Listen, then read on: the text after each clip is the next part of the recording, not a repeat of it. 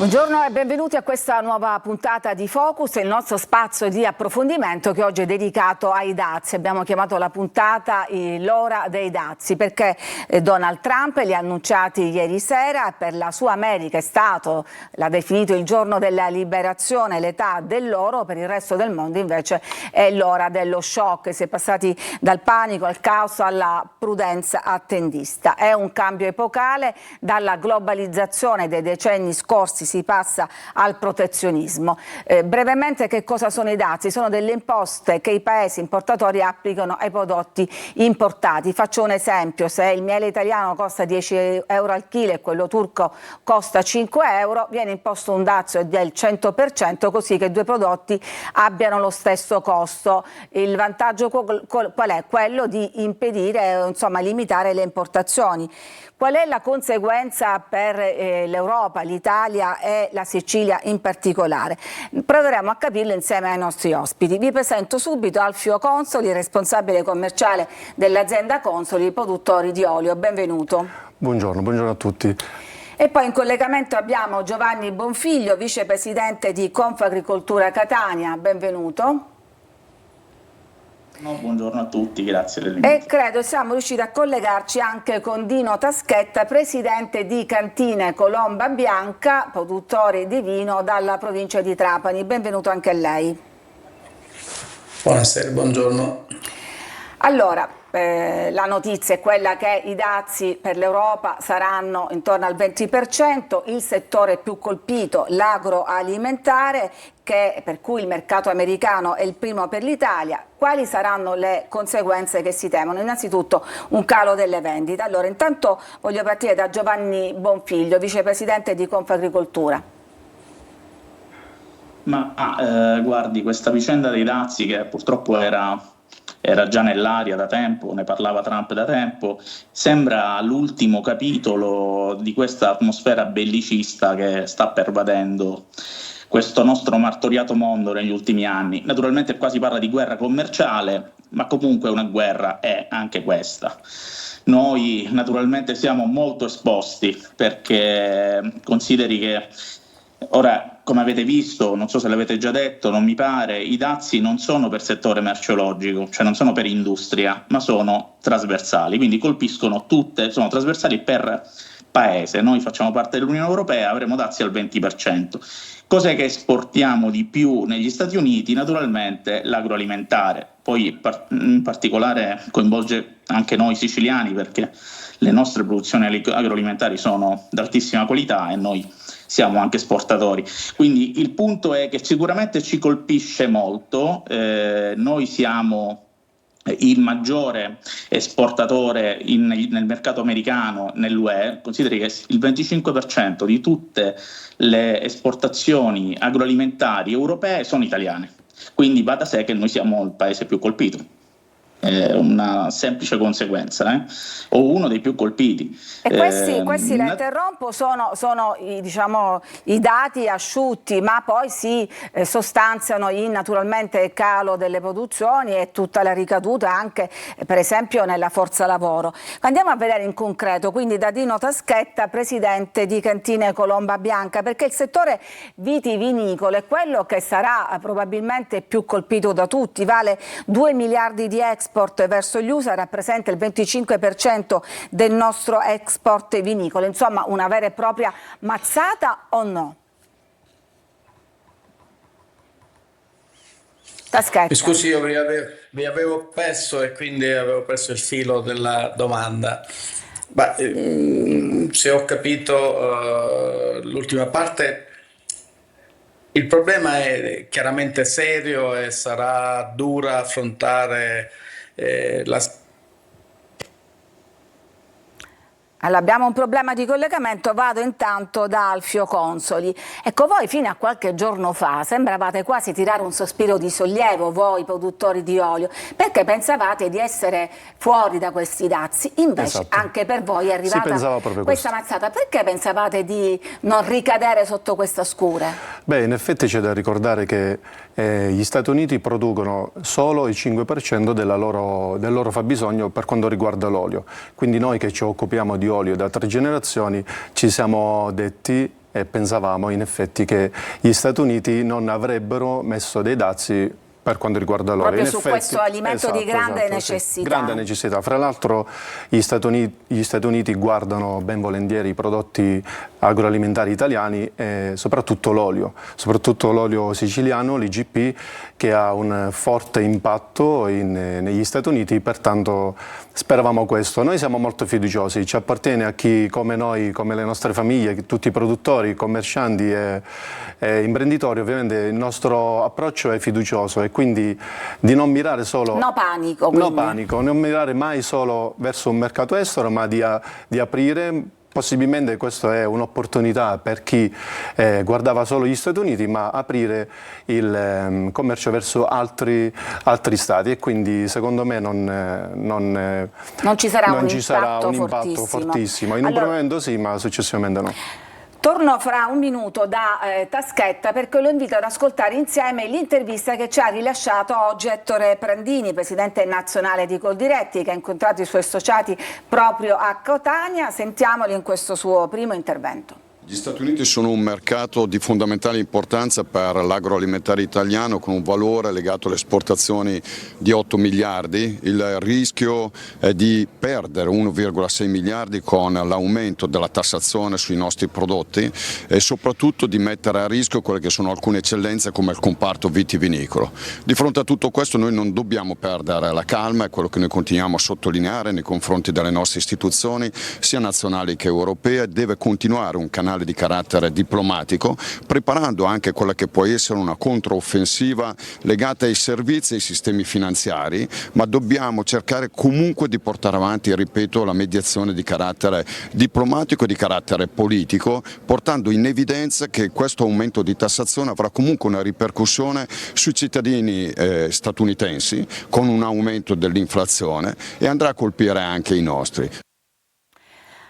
Ecco, allora, vediamo se possiamo andare da Dino Taschetta, Cantine Colomba Bianca, che l'avevo visto apparire. Allora, Giovanni Bonfiglio,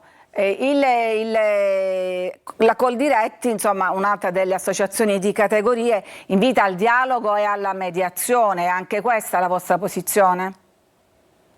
Sì, anche questa è la nostra posizione. Bisogna reagire con sangue freddo e pazienza, cioè non avere reazioni di istinto. Naturalmente l'auspicio è quello di coordinare l'azione europea, perché sarebbe totalmente controproducente che singoli stati reagiscano con misure unilaterali. La risposta deve essere ragionata a livello europeo, perché la forza dell'Europa è nell'Unione, soprattutto in questa circostanza.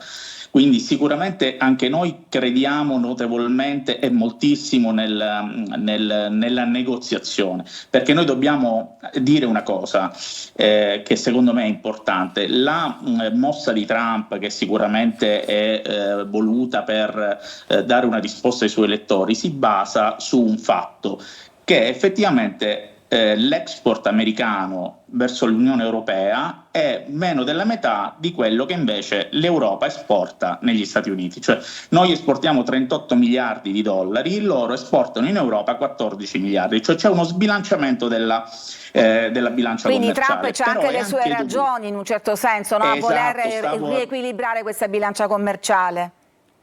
Ha delle sue ragioni, ma comunque sta facendo un errore, secondo me, in questa imposizione così nuda e cruda dei dazi. Cioè era più importante trovare degli accordi, perché qual è anche il problema? I produttori agroalimentari americani esportano, è vero, meno di noi in Europa, ma noi dal punto di vista agroalimentare abbiamo un settore super evoluto, cioè abbiamo un set di norme, una legislazione, abbiamo dei parametri qualitativi che ci rendono veramente al top. Quindi i dazi che c'ha l'Europa verso i prodotti americani sono anche frutto di una differenza qualitativa anche dei prodotti agroalimentari. Ora noi dobbiamo trovare un accordo, naturalmente, per trovare questo infatti ci una proveranno, quadra che certo, faccia funzionare il commercio tra i nostri due mondi. Ed è quello a cui stanno lavorando i nostri governanti, tanto che in primis la Meloni ha annullato a quanto pare tutti gli impegni per concentrarsi su questo. Taschetta, allora voi come siete? Siete preoccupati? A noi siamo preoccupati come tutti. Non credo che ci sia persona oggi che nel commercio in qualche maniera che non ha dei pensieri importanti. Allora è chiaro che bisogna fare bagaglio di quello che sta succedendo, prendere atto che siamo in mano a una serie di pazzi che ci governano e che ci portano in tutta una serie di guerre, sia con le armi e sia le guerre commerciali. Quello che possiamo fare noi dobbiamo sempre più renderci causative delle situazioni che si verificano, perché oggi c'è Trump e domani ci saranno altri pazzi. L'unica strada che io vedo è quello di puntare sull'eccellenza su tutti i fronti, fare delle cose eccezionali, cercare di uscire fuori dalla mischia e quindi investire in ricerca, in tecnologie nuove, in modi nuovi di fare le cose per essere sempre più appetibili nel mondo. Questo secondo me è l'unica strada, quindi ecco, ma voi cercare di capire ognuno di noi cosa può. Siete già un'azienda di eccellenza. Volevo chiederle, voi esportate negli Stati Uniti, è un vostro cliente? Noi esportiamo negli Stati Uniti come in tante altre parti del mondo, ma soprattutto abbiamo tanti clienti a cui noi vendiamo i nostri vini che esportano negli Stati Uniti, quindi sicuramente il danno non è un danno da poco. Cercheremo di capire nei prossimi mesi quello che succede. Di certo c'è che comunque alcune consegne sono state già postdatate, quindi a data da destinare, perché ognuno vuol capire di che morte deve morire. Ecco. Infatti leggevo proprio questo, che nel frattempo, ancora prima dell'annuncio ufficiale, il danno c'è stato perché molti si erano fermati in attesa di sapere che cosa succedeva. Esatto. Ma facciamo un esempio, una bottiglia delle vostre oggi, a quanto la vendete voi adesso agli importatori, a quanto pensate che arriverà? Ma una bottiglia dipende dalle linee di prodotto, ma una bottiglia che si vende attorno a 4 euro è chiaro che adesso costerà di più. Il problema è che quando si arriva sul mercato ogni centesimo c'è, come dire, come la moltiplicazione dei pani, cioè non è solo la tassazione dell'importazione, è tutto il giro che cresce, perché ognuno calcola in base delle percentuali rispetto a quello che compra e quindi c'è una moltiplicazione del costo. In alcuni mercati sicuramente per alcune tipologie di prodotto, soprattutto dei prodotti più entry level, i rischi di cali sono enormi. Ci sono degli esempi gravi, per esempio quando la Cina ha litigato con l'Australia e ha bloccato le frontiere dell'ingresso del vino in Cina, l'Australia ha invaso il mondo con i vini, con i suoi vini, facendo abbassare i prezzi a livello mondiale. Ecco, questo è il rischio che per ora io vedo. Noi dobbiamo assolutamente cercare nuovi mercati, nuovi canali. Ci sono paesi che sono comunque in crescita. Ecco, forse questi scossoni servono a cercare nuove strade. Ecco, è quello che sta dicendo lei, l'ha detto stamattina, lo leggevo poco fa, un'agenzia, anche il consorzio Lambrusco, che ha detto questo potrebbe essere anche uno stimolo a cercare altri mercati. L'ha detto anche appunto Ettore Prandini, presidente di Coldiretti, stamattina a Catania. Sentiamo ancora uno stralcio della sua intervista. L'unità di tutti e 27 gli Stati membri e delegare in questo momento storico il commissario al commercio come unico interlocutore nella trattativa con gli Stati Uniti sia il percorso corretto da dover perseguire.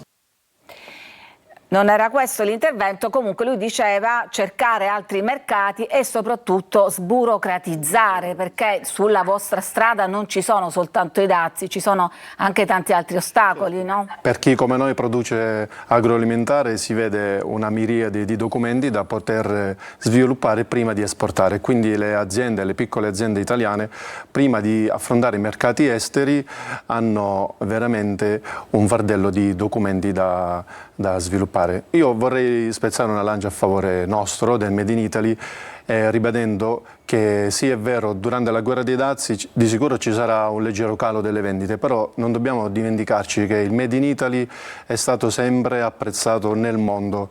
L'Italia nel mondo è stata sempre riconosciuta per le 3F, come si è sempre detto, fashion, food e Ferrari, tradotto nelle moda, cibo e auto, e quindi noi dobbiamo concentrarci sempre nel produrre bene, produrre il massimo e cercare sempre nuovi mercati. Di sicuro gli Stati Uniti stanno giocando la loro battaglia o guerra, come si può definire, ma bisognerà sedersi a tavolo per portare ognuno di noi, ogni Stato, un risultato, e ci auspichiamo ovviamente che verranno messe in considerazione altre soluzioni per continuare ad esportare negli Stati Uniti, perché da soli non riusciranno mai a soddisfare i loro fabbisogni. Grande vitalità da parte delle aziende, ne abbiamo due, vino e olio, grande voglia anche di combatterla questa battaglia, di vederle fino alla fine. Dalla vostra parte devo dire che ci sono anche i consumatori americani in un certo senso, perché c'è una ricerca appena commissionata che dice che rispetto al Made in Italy il 47% dei consumatori americani asserisce che anche in caso di aumento dei dazi manterrebbe la quantità di prodotti italiani acquistati, mentre il 30% la ridurrebbe. Quindi è vero che alla fine l'aumento dei prezzi ricade sui consumatori italiani, ma quelli che sono fidelizzati al Made in Italy probabilmente continueranno ad acquistare. C'è un altro rischio che è stato evidenziato un po' da tutti, è quello dell'Italian sounding, che vuol dire i prodotti un po' contraffatti che richiamano l'idea dei prodotti del Made in Italy, no? Giovanni Bonfiglio, anche questo è un rischio di questa guerra. Allora, questo è un rischio, ma è un rischio relativo. E ora mi spiego, ed è collegato. Io sono d'accordo con quello che diceva Consoli sul tema della positività, sul ragionare con calma e non essere, come posso dire, negativi. Potrebbero nascere delle opportunità, bisogna naturalmente coglierle. Però dobbiamo anche analizzare con molta lucidità la faccenda, e la faccenda è che il mercato statunitense non è un mercato facilmente sostituibile. È anche vero quello che diceva l'altro collega. Io ora vi faccio un esempio molto pratico. Io, oltre ad essere un rappresentante di un'associazione di agricoltori, sono anche io un agricoltore, sono un olivicoltore e anche io esporto. Esporto nel Nord America, ma non negli Stati Uniti. Allora, cosa può succedere? Quello che diceva, il fenomeno che diceva l'altro collega del vino. Se i consumi calano, si riverserà sul mercato mondiale tutto quel prodotto che il mercato statunitense non recepisce più, con la conseguenza di abbassare i prezzi.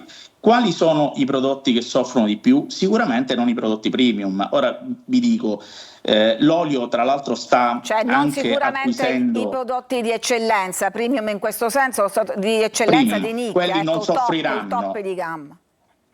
Perché l'americano che spendeva $200 per una bottiglia di vino ne spende serenamente 250.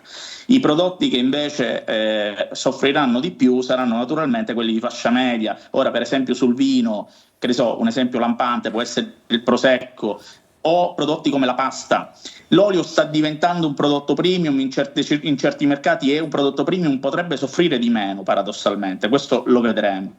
Però certo il meccanismo che si instaura è anche quello di uno sbilanciamento del mercato, per cui ci sarà del prodotto che deve essere assorbito da qualche altro mercato e non è facile sostituire il mercato statunitense. sul sounding, se lei prende il Parmigiano Reggiano originale, ha un costo elevatissimo negli Stati Uniti ed è copiato da tutta una serie di Parmesan o diciamo Italian sounding che però hanno un loro mercato che è diverso dal mercato del Parmigiano Reggiano originale, così come tutti quelli che sono prodotti premium, come dicevo prima, soffriranno di meno. Certo è che ci potrebbe essere un impatto perché a fronte di un maggiore costo di certi prodotti potrebbe essere stimolata la produzione di prodotti simili con il suono italiano, che potrebbe anche in questo caso danneggiare. Ci sono tante sfaccettature della vicenda. Sicuramente verranno fuori nei prossimi giorni, nelle prossime settimane. Ci fermiamo un attimo, c'è una pausa per la pubblicità e poi torniamo per un ultimo giro di considerazioni. A tra poco.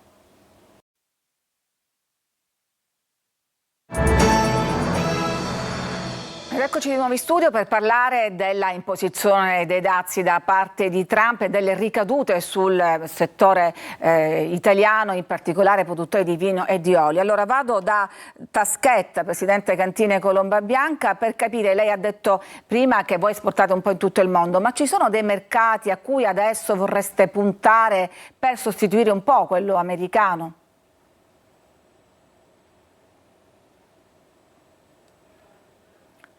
Vediamo se riusciamo a ripristinare l'audio.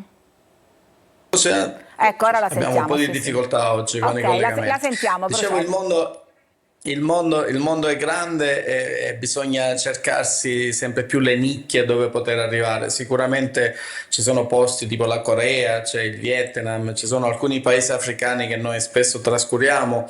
E se vogliamo diventare sempre più centro è un posto sicuramente dove bisognerà trovare delle nicchie di mercato interessanti. Da noi si dice necessità obbliga legge. Ecco, se l'America in qualche maniera si chiude, bisognerà darsi da fare un po' a 360 gradi per trovare nuovi mercati, nuovi prodotti, soprattutto nuovi consumatori, perché cercando di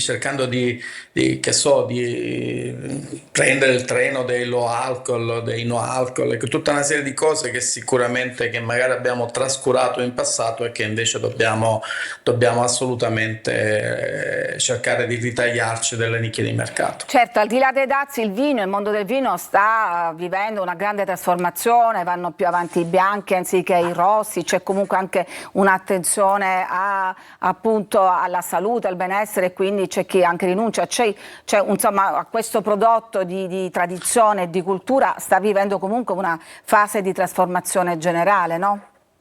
Di sicuro io spesso dico non sopravvivono, una frase mutuata da gente più importante di me, non sopravvivono i più forti, ma quelli che riusciranno ad adattarsi al mutare dei tempi. Ecco, è un tempo in cui i mutamenti avvengono veramente in maniera velocissima. Dobbiamo essere ancora più veloci o anticipare il mutare dei tempi.